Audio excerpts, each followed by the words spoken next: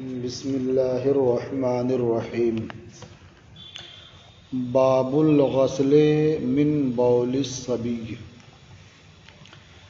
بچے کے پیشاب کے سبب سے دھونے کا باب، یعنی کپڑے پر بچے کا پیشاب لگ جائے تو اس کی وجہ سے کپڑا دھونا ضروری ہے یا نہیں ضروری ہے، اسی سے متعلق احادیث اس باب میں نقل کی جا رہی ہیں۔ بچہ کھانا کھاتا ہو تو اس بارے میں سب کا اتفاق ہے کہ اس کا پیشاب ناپاک ہے، اسی طرح سے جس طرح سے اس کے باپ کا پیشاب ناپاک ہے۔ لیکن بچہ کھانا نہ کھاتا ہو تو اس کے پیشاب کے بارے میں اختلاف ہے۔ ابو داؤد ظاہری کہتے ہیں کہ بچے کا پیشاب جو کھانا نہ کھاتا ہو وہ پاک ہے، اور امام اعظم ابو حنیفہ رحمۃ اللہ تعالی علیہ فرماتے ہیں کہ بچہ ہو یا بچی، کھانا کھاتا ہو یا نہ کھاتا ہو، بہر صورت پیشاب ناپاک ہے، کپڑے میں لگ جائے گا تو اسے دھلنا پڑے گا۔ سمجھ رہے نا؟ امام اوزاعی فرماتے ہیں کہ اگر بچہ ہے تو ایسی صورت میں وہ پیشاب کر دے تو اس میں کوئی حرج نہیں ہے، لیکن بچی ہے جو کھانا نہیں کھاتی ہے، دودھ پیتی ہے، وہ پیشاب کر دے تو دھلنا پڑے گا۔ یعنی بچہ اور بچی کے پیشاب میں فرق ہوا۔ اور امام شافعی رحمۃ اللہ تعالی علیہ فرماتے ہیں، یعنی ان کا ایک قول ہے کہ اگر بچہ کھانا نہیں کھاتا ہے، دودھ پیتا ہے اور پیشاب کر دے تو کوئی بات نہیں، ایک قول ہے۔ دوسرا قول یہ ہے کہ بچہ پیشاب کر دے تو اس پر پانی چھڑک دیا جائے گا، اور بچی پیشاب کر دے تو اسے دھلا جائے گا۔ تو اس طرح سے فرق ہے بچہ اور بچی کے پیشاب کے احکام میں، اور دودھ پینے کے زمانے اور کھانا کھانے کے زمانے کے احکام میں۔ سمجھ آ رہی ہے؟ صرف بچہ ہونا کافی نہیں ہے، بچہ ہے، کھانا شروع کر چکا ہے، تو چھوٹا ہو کہ بڑا ہو، بچی ہو یا بچہ ہو، سب کے نزدیک پیشاب ناپاک ہے، کہیں لگ جائے گا تو دھلنا پڑے گا۔ لیکن دودھ پینے کا زمانہ ہو، کھانا نہ کھا رہے ہوں، تو ایسی صورت میں بچہ اور بچی کے پیشاب میں فرق کیا ہے بعض فقہا نے، جیسا کہ آپ نے سن لیا۔ ٹھیک ہے؟ اچھا،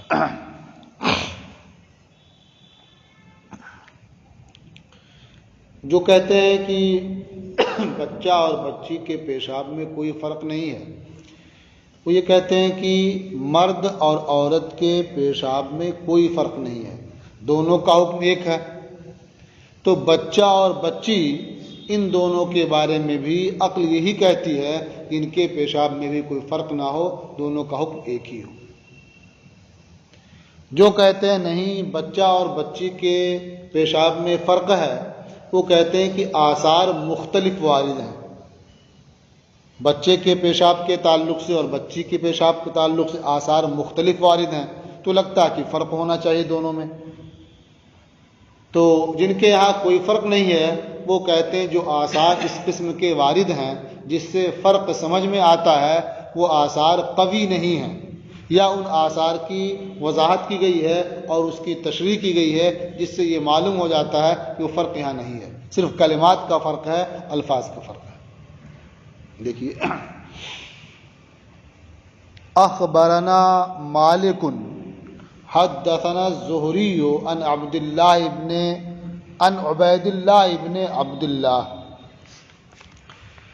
ہمیں خبر دی مالک نے، ہم سے حدیث بیان کی زہری نے، وہ روایت کرتے ہیں عبید اللہ ابن عبداللہ سے، ان ام قیس بنت محسن، اور وہ روایت کرتے ہیں ام قیس بنت محسن سے، انہا جاءت بابن لہا صغیر لم یأکل الطعام الی رسول اللہ صلی اللہ علیہ وسلم، کہ وہ اپنے چھوٹے بیٹے کو جو کھانا نہیں کھاتا تھا اللہ کے رسول صلی اللہ علیہ وسلم کے پاس لے کر آئیں۔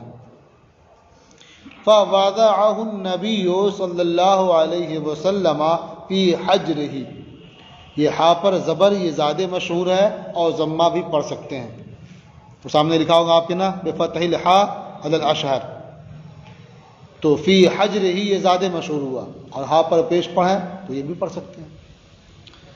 تو نبی کریم صلی اللہ تعالی علیہ وسلم نے اس بچے کو اپنی گود میں رکھ لیا، فبال علی ثوبہ، تو اس بچے نے حضور کے کپڑے پر پیشاب کر دیا۔ بچوں کی عادت ہی ہوتی ہے، وقت ہو گیا انہیں دیکھ کہاں ہیں وہ، میں پیشاب کی ضرورت ہوئی جہاں بھی ہیں کر دیا۔ فدعا بماء، تو سرکار نے پانی طلب کیا، پانی منگایا، فنضح علیہ، تو اس کپڑے پر پانی چھڑک دیا، ولم یغسلہ، اور اسے نہیں دھلا۔ تو اس حدیث سے کیا معلوم ہوتا ہے کہ بچہ جو کھانا نہیں کھاتا ہے، دودھ پیتا ہے، وہ اگر کپڑے پر پیشاب کر دے تو پانی کا چھینٹا مار دیں، یہ کافی ہے، دھلنے کی ضرورت نہیں ہے۔ یہ نہ معلوم ہوا۔ اور اپنا مذہب کیا بیان کیا گیا کہ دھلنا پڑے گا، چاہے وہ کھانا کھاتا ہو اور چاہے نہ کھاتا ہو، اور بچہ ہو یا بچی ہو۔ تو پھر اس کا جواب کیا ہوگا؟ دیکھیے، اس کا جواب یہ ہے کہ نضحا ینضحو کا معنی چھینٹا مارنا بھی ہوتا ہے، چھڑکنا بھی ہوتا ہے، اسی طرح سے اس کا معنی دھلنا بھی ہوتا ہے۔ یہ نضحا یہ غسلہ کے معنی میں آتا ہے، سمجھ رہے ہیں نا؟ اب ہم اگر یہ کہیں کہ یہاں یہ نضحا غسلہ کے معنی میں ہے تو آپ فوراً کہہ دیں گے آگے لکھا ولم یغسل ہو، ہے نا؟ تو اس سے سمجھ میں آتا ہے کہ یہ غسلہ کے معنی میں نہیں ہے، ورنہ آگے لم یغسل ہو فرماتے ہی نہیں۔ تو اس لیے یہ جاننا بھی ضروری ہے کہ ولم یغسل ہو یہ حدیث کے الفاظ نہیں ہیں، سمجھ رہے ہیں نا؟ یہ جو اس کے راوی ہیں ابن شہاب زہری، حدثنا الزہری پڑھا نا، تو یہ جو ابن شہاب زہری ہیں یہ انہوں نے وضاحت کے طور پر ذکر کر دیا اسے۔ تو چونکہ نضحا کا معنی دونوں ہوتا ہے، چھینٹا مارنا بھی اور دھلنا بھی، تو انہوں نے یہ سمجھا کہ یہاں نضحا یہ چھینٹا مارنے کے معنی میں ہے، اس لیے ذکر کر دیا ولم یغسل ہو، سمجھ رہے ہیں نا؟ تو ہم یہ کہتے ہیں کہ یہاں نضحا غسلہ کے معنی میں ہے اور غسلہ کے معنی میں آتا بھی ہے، نضحا یہ غسلہ کے معنی میں آتا ہے۔ آپ آگے اسی میں پڑھیں گے تو یہ کلمہ بھی آ جائے گا کہ کسی کو مزی خارج ہو تو وہاں نضحا کا کلمہ استعمال کیا گیا اور غسلہ کے معنی میں ہے، یعنی اس جگہ کو دھو لے۔ تو نضحا غسلہ کے معنی میں آتا ہے، اسی میں آگے ہے فرمایا اذا وجد احدکم ذالک فلینضح فرجہ ولیتوضا، آگے صفحے میں پڑھیں گے ابھی آپ۔ تو یہاں بتانا صرف یہ ہے کہ نضحا غسلہ کے معنی میں ہے، وہاں فلینضح فرجہ کا مطلب کیا ہوا کہ اپنی شرمگاہ کو دھو لے۔ تو جب وہ غسلہ کے معنی میں آتا ہے تو یہاں بھی وہ غسلہ کے معنی میں ہے، اور دھونا اس سے مراد ہوا کہ سرکار نے اسے دھویا، سمجھ رہے ہیں؟ اب رہ گیا کہ ولم یغسلہ کا انہوں نے اضافہ کیا، کہ ان کا اضافہ اپنا ہے اور یہ حدیث کے کلمات نہیں ہیں، سمجھ رہے ہیں نا؟ تو چونکہ اقوال دونوں طرح کے ہیں تو ان کا رجحان یہی ہوگا کہ نضحا سے کام چل جاتا ہے تو لم یغسلہ کہہ دیا کہ دھلا نہیں، حالانکہ یہ خود دھلنے کے معنی میں بھی آتا ہے۔ اس لیے کہ قیاس کا بھی تقاضا، پہلے بتایا تھا نا، قیاس کا تقاضا بھی یہی ہے کہ کوئی فرق نہ ہو، سمجھ رہے ہیں نا؟ قال محمد قد جاءت رخصۃ فی بول الغلام اذا کان لم یأکل الطعام۔ امام محمد رحمۃ اللہ تعالی علیہ نے فرمایا کہ بچے کے پیشاب کے سلسلے میں رخصت آئی ہے جب کہ وہ کھانا نہ کھاتا ہو۔ وَأُمِرَ بِغَسْلِ بَوْلِ الْجَارِيَةِ، اور بچی کے پیشاب کے دھلنے کا حکم دیا گیا ہے، یعنی اس میں رخصت نہیں آئی ہے۔ تو رخصت مطلب کیا ہوا کہ بچی ہو تو دھلنے کا حکم ہے، اور بچہ ہو صرف چھینٹا مار دینا کافی ہے، یہ رخصت ہوئی نا۔ تو اس کا جواب کیا ہے کہ دونوں کے دھلنے کا حکم ہے، اس لیے کہ جب مرد اور عورت کے پیشاب میں کوئی فرق نہیں ہے، دونوں کا حکم یکساں ہے۔ بچہ اور بچی جب وہ کھانا کھانے لگیں تو ان کے پیشاب میں کوئی فرق نہیں ہے، تو پھر جب کھانا نہ کھا رہے ہوں تو ان کے پیشاب میں کیوں فرق ہوگا؟ اس لیے دونوں کا حکم ایک ہی ہے، دھونے کا ہی حکم دیا جائے گا۔ سمجھا نا؟ قیاس یہی چاہتا ہے۔ اب رہ گیا مسئلہ کہ پھر نزہہ کہنے میں تو کچھ آسانی معلوم ہوتی ہی ہے، تو بعض نے اس کی وضاحت یہ کی کہ رخصت ہے، آسانی ہے بلا شبہ، وہ اس طور پر کہ بچہ پیشاب کرتا ہے تو ایک جگہ ہوتا ہے اس کے مخرج کے تنگ ہونے کی وجہ سے، اور بچی پیشاب کرے تو وہ اس کا پھیلاؤ زیادہ ہوتا ہے اس کے مخرج کے کشادہ ہونے کی وجہ سے۔ تو اس لیے جب زیادہ پھیل جائے گا تو دھونے میں کچھ زیادہ اہتمام تو کرنا ہی پڑے گا، اور کم پھیلے گا، کم جگہ پہ رہے گا تو وہ اہتمام تو نہیں کرنا پڑے گا۔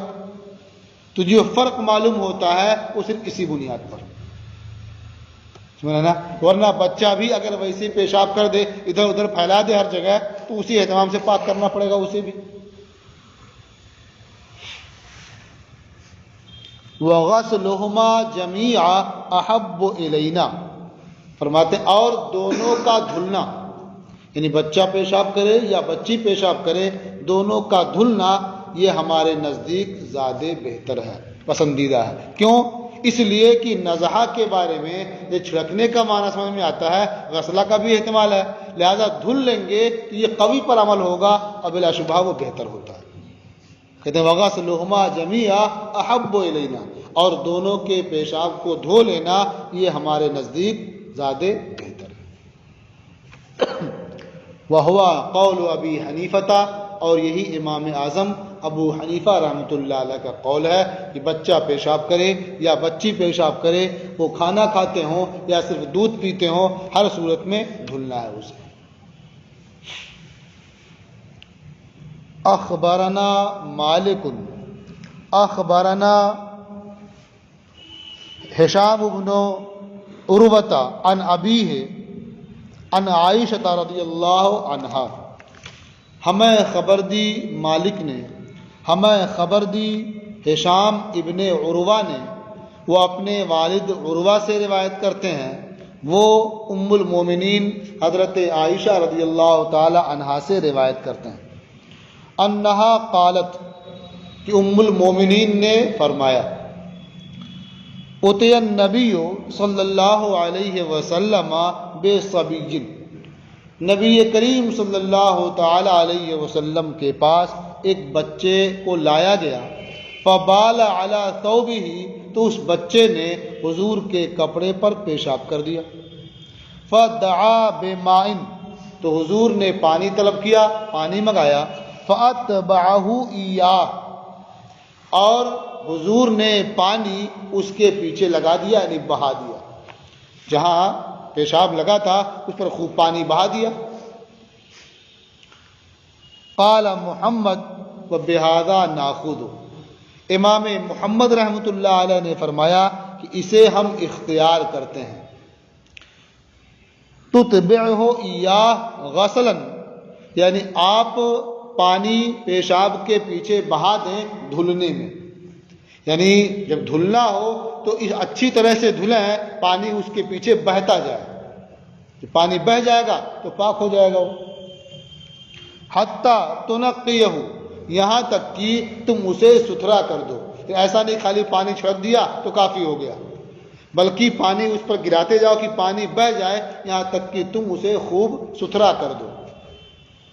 وہو قول ابی حنیفہ رحمہ اللہ، اور یہ امام اعظم ابو حنیفہ رحمۃ اللہ علیہ کا قول ہے، یعنی جہاں پیشاب کر دیا ہے اس پر پانی بہاؤ، اس کے پیچھے پانی بہاتے رہو یہاں تک کہ تم اسے خوب ستھرا کر دو، صاف کر دو۔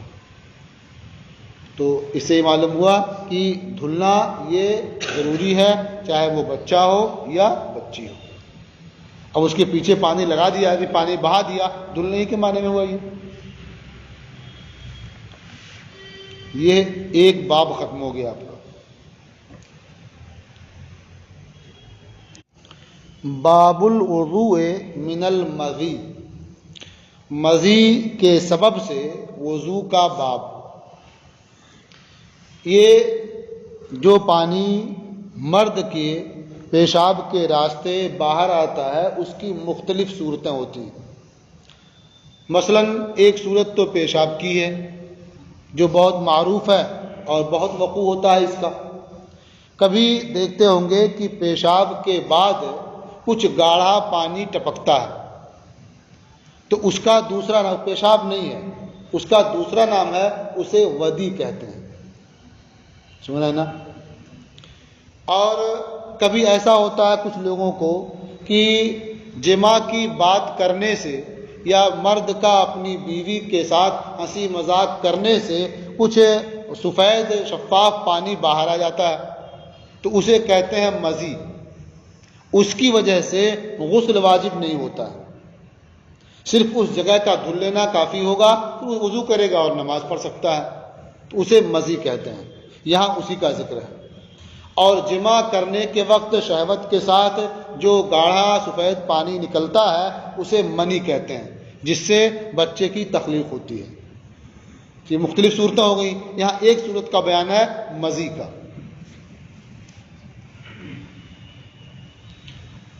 اخبرنا مالک اخبرنی سالم ابو النضر مولا عمر بن عبید بن معمر التیمی عن سلیمان بن یسار عن المقداد بن الاسود۔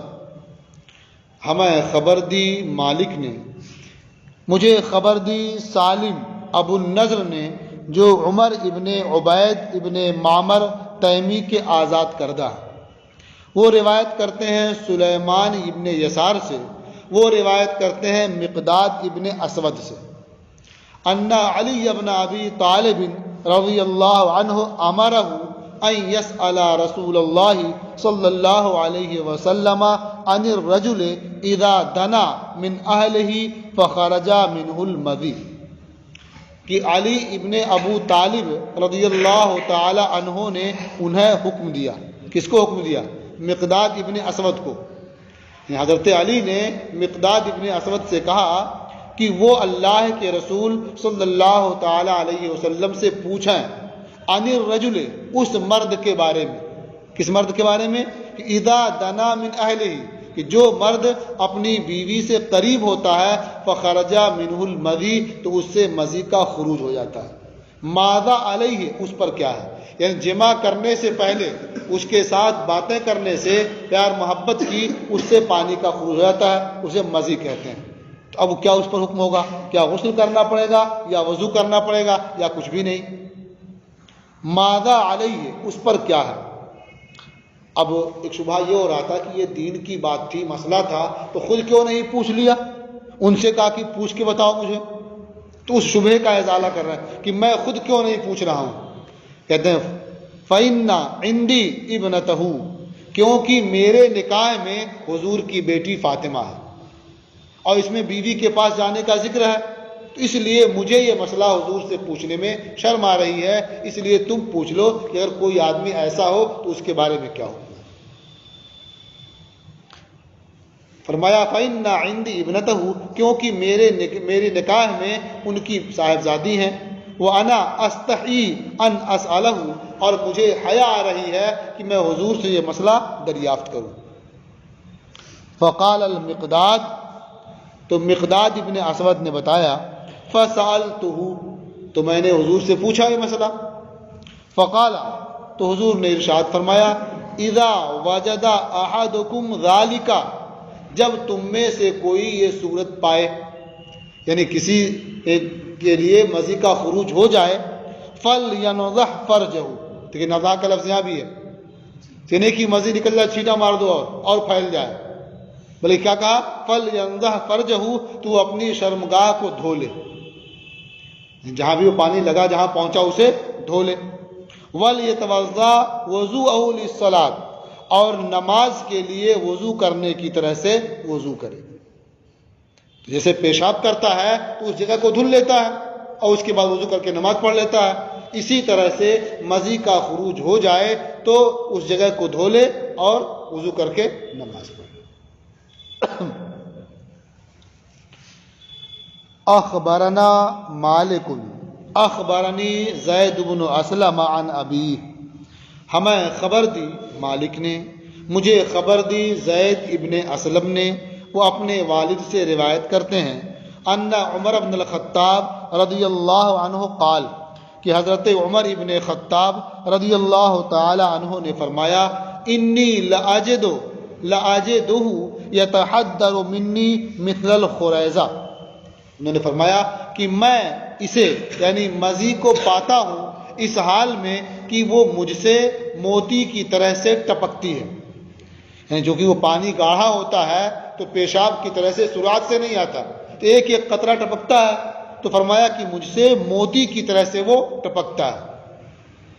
فَإِذَا وَجَدَ أَحَدُكُمْ ذَلِكَ، تو جب تم میں سے کوئی اسے پائے یعنی مزی کا خروج ہو جائے، فَلْيَغْسِلْ فَرْجَهُ وَلْيَتَوَضَّأْ وُضُوءَهُ لِلصَّلَاةِ، تو وہ اپنی شرمگاہ دھو لے اور نماز کے لیے وضو کرنے کی طرح سے وضو کر لے۔ دیکھیں یہاں فَلْيَغْسِلْ ہے نا، وہاں فَلْيَنْضَحْ تھا، سمجھ میں آ گیا فَلْيَنْضَحْ فَلْيَغْسِلْ کے معنی میں ہے، تو نضحہ یا غسلہ کے معنی میں بھی آتا ہے۔ قال محمد وبہذا ناخذ، امام محمد رحمۃ اللہ علیہ نے فرمایا اور ہم اسے اختیار کرتے ہیں۔ کیا اختیار کرتے ہیں؟ اس کی تفسیر، یغسل موضع المذی، یعنی آدمی جسے مزی کا خروج ہو تو وہ آدمی مزی کی جگہ کو دھو لے، وَيَتَوَضَّأُ وُضُوءَهُ لِلصَّلَاةِ، اور نماز کے لیے وہ وضو کر لے، وہ نماز کے لیے وضو کرنے کی طرح سے وضو کرے۔ وَهُوَ قَوْلُ أَبِي حَنِيفَةَ رحمہ اللہ، اور یہی امام اعظم ابو حنیفہ رحمۃ اللہ علیہ کا قول ہے۔ اخبرنا مالک اخبرنا صلت بن زید یا زبید انہ سأل سلیمان بن یسار، ہمیں خبر دی مالک نے، ہمیں خبر دی سلط ابن زبید نے کہ انہوں نے سلیمان ابن یسار سے پوچھا، کیا پوچھا؟